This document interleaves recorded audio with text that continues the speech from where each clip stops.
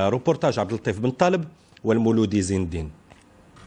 كانت هذه أول طائرة للخطوط الملكية المغربية افتتحت الخط الجوي الذي يربط زاغورة بأكادير عبر ورزازات، خط جهوي لم تمض عليه سنة ونصف حتى تم إلغاؤه.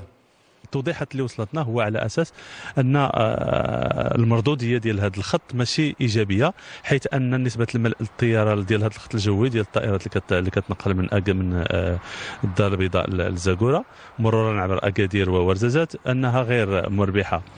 اذا قرار من هذا الشكل هذا هو بان احنا كنشوفوه بانه قرار فردي، لانه ما دارش في طول الاشتغال ديال الخط، ما عمر كان شي محطه تقييميه لهذا الخط.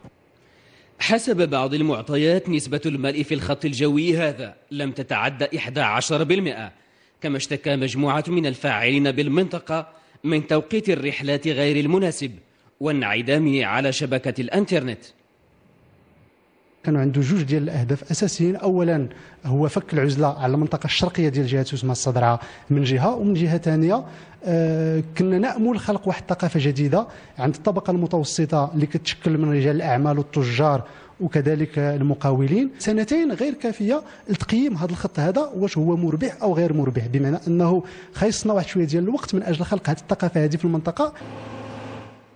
يذكر أن الخط الجوي بين زاغورة وأكادير تم بإسهام بين جهة سوسمة الصدرعة ب3 ملايين درهم، والمجلسين الإقليميين لورزازات وزاغورة ب1 مليون درهم، والخطوط الملكية المغربية.